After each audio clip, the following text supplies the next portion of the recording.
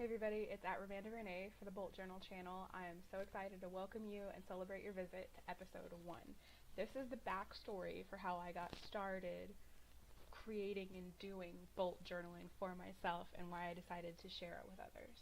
So, at Ramanda Renee, I graduated from Lesley University in May with a master's in licensed mental health counseling and a specialty in dance movement therapy. I was not able to attend my graduation ceremony in May because from May to August, I was the full-time caregiver for my fiance. He was in kidney failure, and we were not living normal life. We were living chronic illness life. I personally have some chronic health issues that I try my best to take care of and balance and still live normally. They don't take me to the hospital, but I was with him in the ambulance in the hospital at the doctor's office 3-4 times a week for 4 or 5 months, and I just towards the end was just roasted, toasted, stick a fork in me, I'm done. I felt very hopeless, helpless, powerless. It's really frustrating to take someone you love to the doctor, to the doctor, to the doctor, and they just get worse and worse and deteriorate in front of your eyes. And towards the end of that experience, I felt like I have to do something else.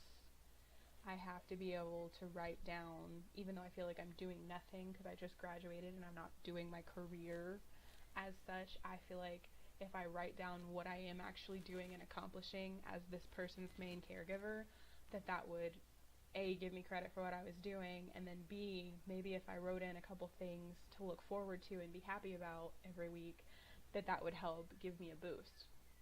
So I started playing around with, maybe we'll go back to using my old day planner, like let's try and do this. And he would try and do it with me and it didn't really work, but what was consistent throughout the process was every time he was at his sickest, I would turn to visual arts journaling and poetry and authentic movement. I would turn to my expressive arts therapies experiences to emotionally recharge and try to recenter and still be the rock and the pillar of the situation. So there was this dynamic going on back and forth between I'm trying to plan and have something to look forward to and do some kind of day planning. I'm trying to have an outlet for artistic reflection and personal growth about this terrible, hard process that's going on right here, essentially a death process. And eventually it just came together into both worlds. In August, I decided, hey, I have this old day planner. I had half of it left. It doesn't look like half because of all the stuff I've glued in, but I was like, I have half a day planner. Let's use it. I was seeing all kinds of amazing how-to videos and layouts and spreads for bullet journaling. And I was so excited. I'm like, oh, I could make it look beautiful. And if my to-do list was covered in these awesome stickers, I'd be so excited to get stuff done. And it was a really exciting thing for me to go, hey, this is how I can own my time and put some me back in my day and have more breathing space and not just be all doctors, doctors, doctors. So problems happened.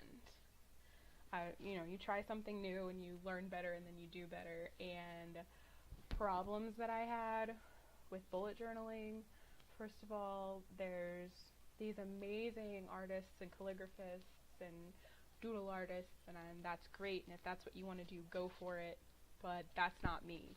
So when I watch these videos of these monthly layouts that's like leaves and flowers and the things and elaborate, and I'm just like, did you just spend 4 hours drawing and coloring leaves?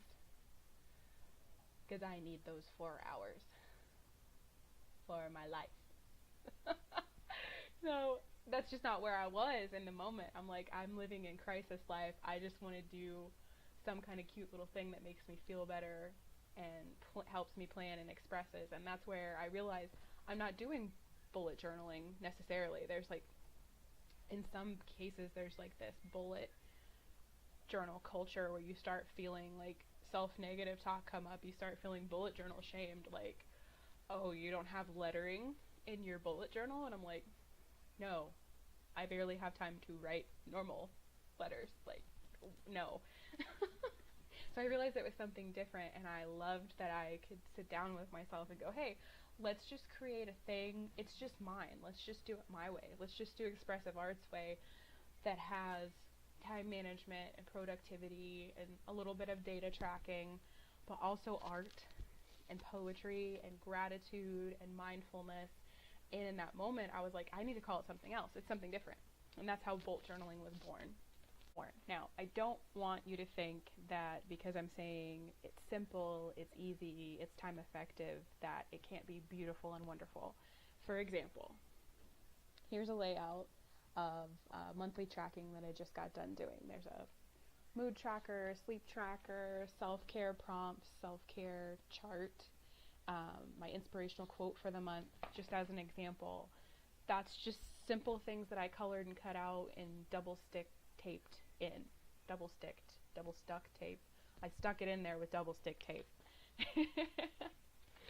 And it turned into such a revolutionary thing for me because I started sleeping better, I was stressing less, even in the grieving process, I was still able to move forward and reorganize my life and just feel like I had myself here on paper in a really authentic way without following a formula or without necessarily copying what all the beautiful bullet journal art was doing, but taking that as an inspiration and then taking my approaches to, like I said, mindfulness before.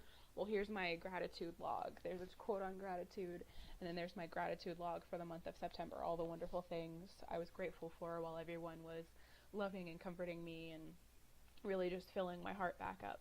And there's my visual arts journal reflection for the month of September for how I felt held, and how I felt really the richness of heaven being there with me in that process, and like everything was going to grow back and be okay.